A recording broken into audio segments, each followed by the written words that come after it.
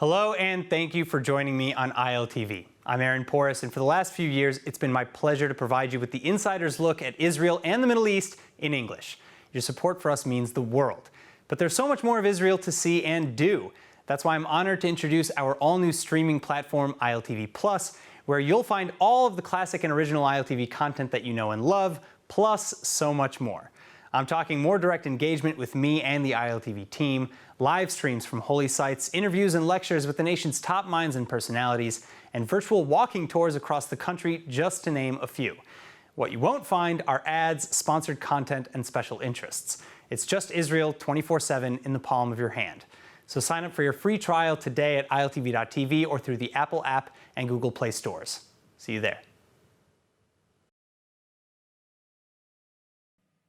Hello and welcome to ILTV's Israel Daily. I'm Aaron Porras, and before we begin, I want to again remind you quickly not to forget about our all-new streaming platform, ILTV Plus, available now on every app store and at iltv.tv. Now, coming up in today's newscast, Palestinian groups in the West Bank firing back in response to Israel's declaring of 6 Palestinian NGOs as proxies for terror. Meantime, Israel finally reopening its doors to the outside world, international tourists arriving in time for the winter holidays. And finally, what does Judaism and magic have in common? Well, as it turns out, quite a bit, and the detailed connections now on display at a very special exhibition.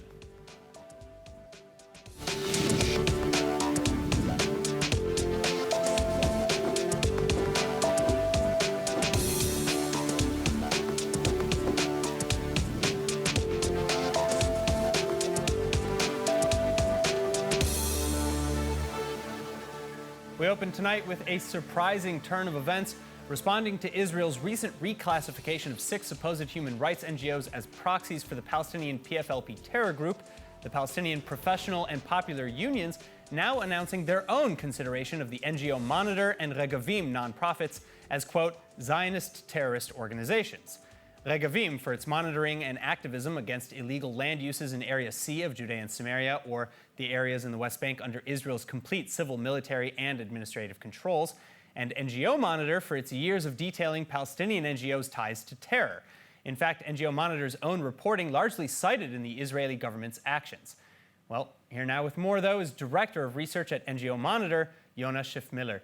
Yona, it's great to have you with us. Now, how do you react to your new classification as an alleged terrorist?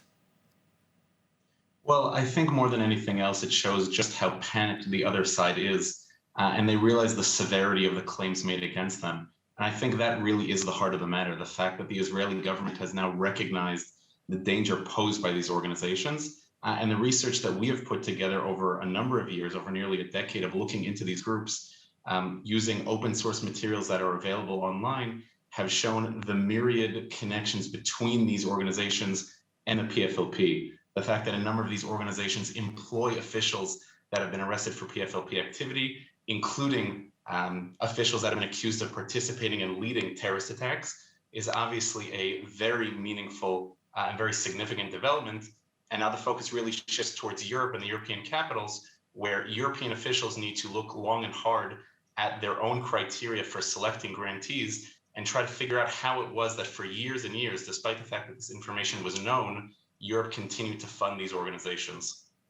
All right, now I know, as you said, that many European countries are now looking at these same organizations and several others that you've researched in the past, but more on that in a moment. For now, how does this new designation, from the Palestinian unions here, affect your ability to conduct research or other typical NGO Monitor activities in Palestinian territories? For example, do you think that you might be in danger of arrest?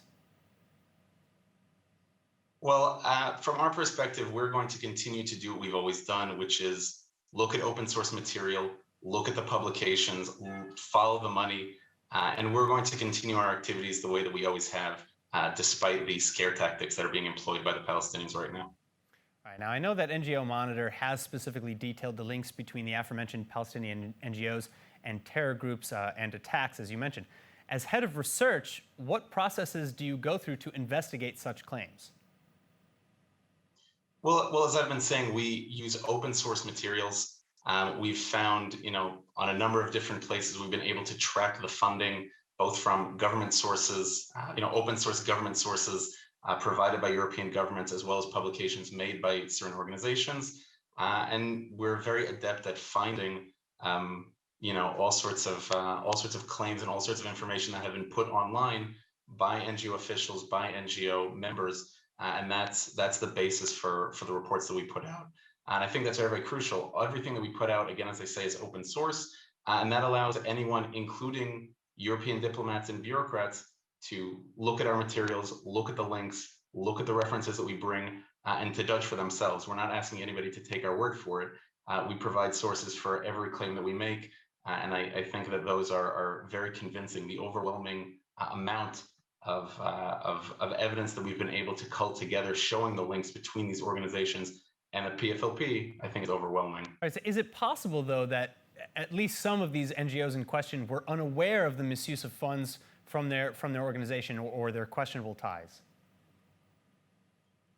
Well, I would say as follows. We've seen, one of the examples that we've been speaking about recently is that not only have a number of the NGOs been employing officials that have been arrested, but they've employed officials that have been arrested multiple times, and after each period of arrest have returned to work at the NGO. And so if you were employing somebody who is then arrested because of concerns over terror activities, and then you brought them back to continue to work in your organization, it's pretty difficult to then claim ignorance about the allegations against that person. And so again, when we're talking about dozens upon dozens of NGO officials and years of funding, it's very difficult to credibly claim ignorance about the allegations that are now being made against them. All right, Yonah Schiff-Miller, thank you so much for joining us on this. Thank you. Moving on, in an exceedingly rare exposure, the Israeli Rafael Defense Company and the Israel Defense Forces sharing up-close and personal footage of the secret Tammuz surface-to-surface missile. This is the first such video of the projectile whose existence was only confirmed 9 years ago to be publicly revealed, and it was developed in the late 1980s and early 90s. Now, in the video, the extremely precise and so-called fire-and-forget munition is seen launching towards and destroying its targets in a number of scenarios.